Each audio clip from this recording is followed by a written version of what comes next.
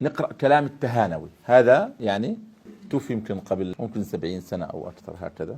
يقول التهانوي: قد حدث في شر القرون فرقة زائغة يسبون الأئمة ويذمون التقليد ويدعون الناس إلى تركهم، أن جل مطاعنهم ودلائلهم مبنية على أيضا إيش؟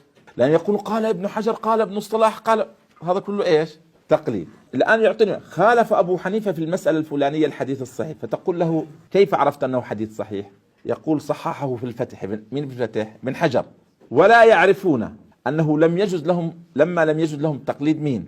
أبي حنيفة، كيف جاز لهم تقليد مثل ابن حجر؟ يعني لماذا أجزت تقليد هذا ومنعت من هذا؟ انظر: ولما حرمتم التقليد فكيف وجب على أبي حنيفة تقليد ابن حجر؟